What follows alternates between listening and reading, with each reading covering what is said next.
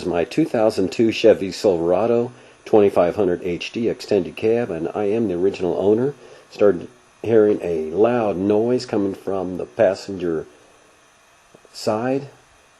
It was coming from a defective heater control blend door actuator, and went ahead and took the glove box off.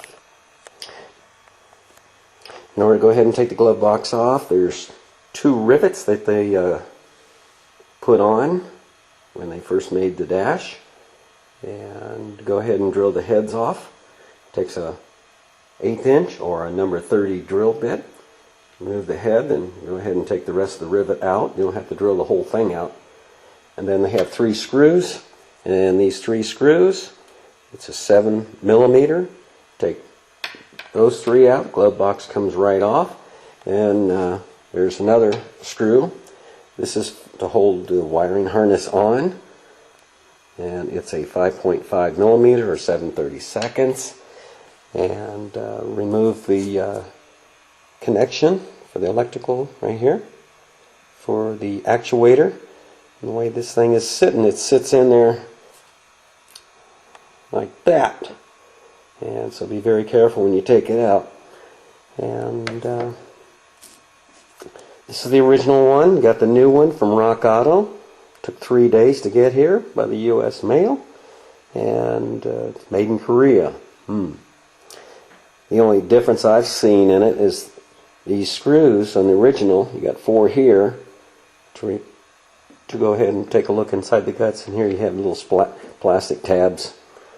And so I went ahead and put some white out here on these clock marks. That I just changed the clock marks on this to make sure it correctly aligns with the door that the actuator shaft goes into this area here.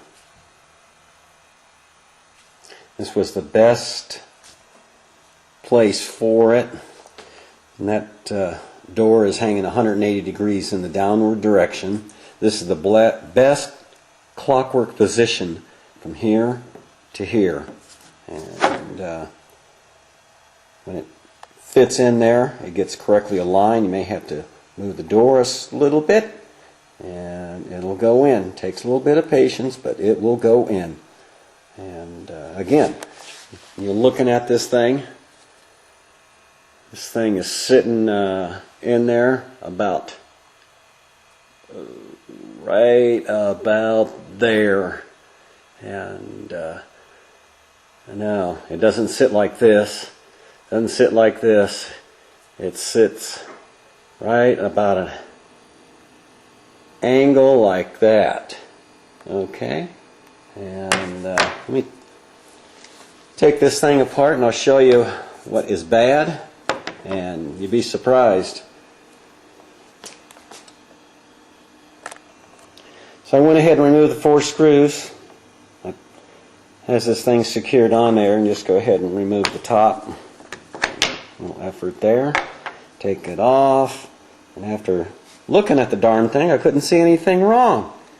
Lifted up this gear here, and whoa! The main drive gear that drives that door has got a big crack in it, and there's about 3 teeth missing. Well, what do you know? With the Arizona superheat out there in 120 degrees in the summertime, that could be the reason. And it probably gets just as hotter inside that truck. Okay, we'll go ahead and put the new one in and show you how it works. Okay, there's the actuator, there's the door, and went in. Took a couple tries, but it went in. Go ahead and start the vehicle up.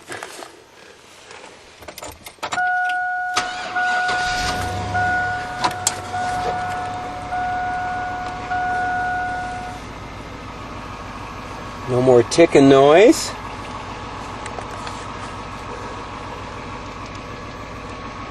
Go ahead and switch to AC. Close that door forward. Turn it off. Door comes back to all full back. Works beautiful. And all I gotta do is go ahead and put the that wiring harness in. That one screw. Put the glove box back on. Now I did a couple things. Went ahead and cheated a little bit. And the screws that go into the actuator to mount the darn thing, I went ahead and ground to like a point instead of the stubby things that they had. And when you're working in a closed position like that, it worked out pretty darn good. That's all I gotta say. Just be 2% smarter than what you're working on. Later. Okay, the glove box is back on and the screws are in. You don't have to put those rivets back in. They just put those on for the factory, and then they went ahead and put the screws in, make it easier for them, for the assemblers. Okay, and what I did, I went ahead and used a number 30 or 1/8 inch drill bit to go ahead and drill out that rivet. And I went ahead and got one of my old rivets here, and that's basically what's inside there. So you just want to drill that out, no more than 1/8 of an inch, get that head off, and then what I used is, don't use it too aggressively, skim that head off that rivet just enough. You don't want to go any deeper. And you don't have to put those rivets, you do not have to put those rivets back on.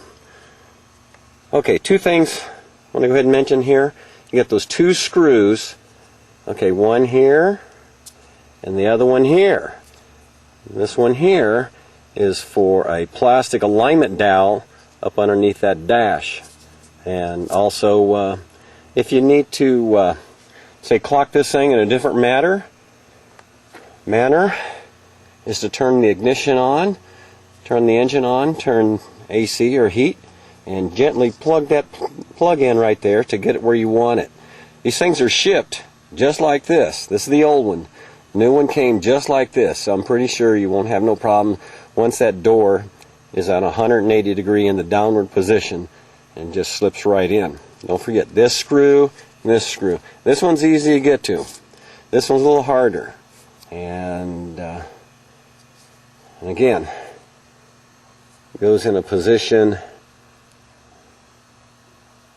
like so. When you take this thing out, you want to grab it real good, and gently wiggle it out.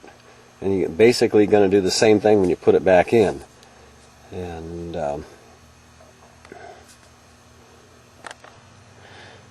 okay, you're probably wondering how come I'm not showing you how to take this darn thing out. It's because you only can get your hand up inside there. You take a look, then you get your hand up inside there, and I've used my left hand. Also, this is what I concocted. You got that 5.5 millimeter, and I used a 1/4 inch socket and a 3/8 inch adapter, then a 1/2 inch adapter. There's no room up inside there unless you got a special tool. Hey, this is my special tool. Nothing fancy about it. Does the trick. Also, you're going to need your flashlight, inspection mirror. Those screws go down inside there. You might think they're bottoming out, but you got to take a look with those mirrors. And you don't want to have say a 1/4 inch of that head sticking out. So that's why you use your inspection mirror and to find them. Here's another tool picked up from Napa. This is cool. I like this. And it's got a magnet on the end, and an LED light lights up, and that's fantastic. So that's about it. If you're interested, check out my other videos. Got some drag racing videos. We'll talk to you later. Thanks for watching.